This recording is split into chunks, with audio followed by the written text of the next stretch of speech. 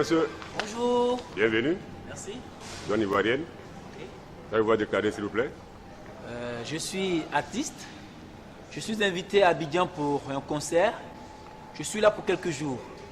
J'ai une guitare et du matériel de spectacle qui se trouve au fret. Est-ce que je dois dédouaner mon matériel? Dans ce cas, rendez-vous chez le chef de bureau adjoint. On va vous expliquer la procédure.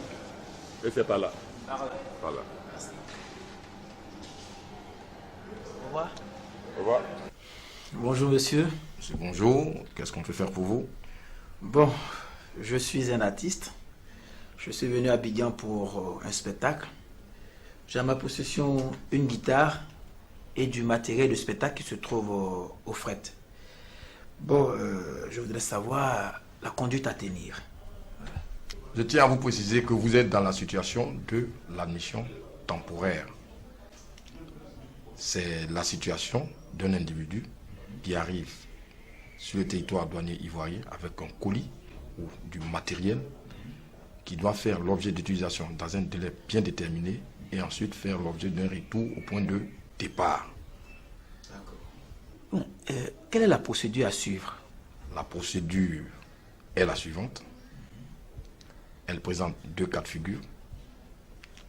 Le premier cas de figure, c'est les bagages accompagnés. Et le deuxième cas de figure, c'est les bagages non accompagnés. Concernant les bagages accompagnés, il faut déterminer l'état neuf ou usagé de ce matériel. Lorsqu'il est usagé, c'est-à-dire il date de plus de 6 mois.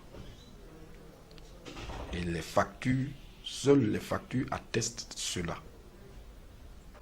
Dans ce cadre, sans autre forme de formalité, nous libérons simplement et purement le dit colis. Autrement dit, quand il s'agit d'un colis neuf, nous procédons à la consignation des droits et taxes comme s'il devait être mis à la consommation.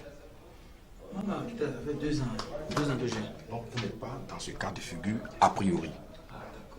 Lorsque nous consignons ces droits et taxes au bénéfice du trésor, vous devez respecter un délai d'1 mois à 12 mois pour que le colis, le dit colis puisse répartir au point de départ. Dans ce cas de figure, nous vous remettons les droits et taxes consignés. Au cas contraire, nous estimons que c'est une mise à la consommation pure et simple. Et l'État garde les droits et taxes que vous avez payés comme consignation. Par ailleurs, il est conseillé aux usagers se déplaçant avec du matériel de travail d'une valeur importante de se munir d'un carnet ATA. Carnet ATA. Le carnet ATA obéit à une procédure internationale. Il permet à l'usager, dès sa présentation au service douanier, de rentrer en possession de ses colis. Ah, d'accord. Le carnet ATA est délivré par la Chambre de commerce et d'industrie du pays de provenance.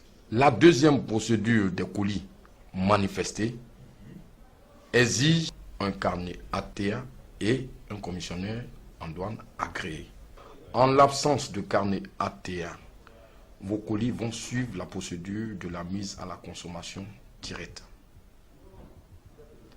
Autrement dit, après votre séjour, vous ne pourrez plus entrer en possession de ces droits perçus.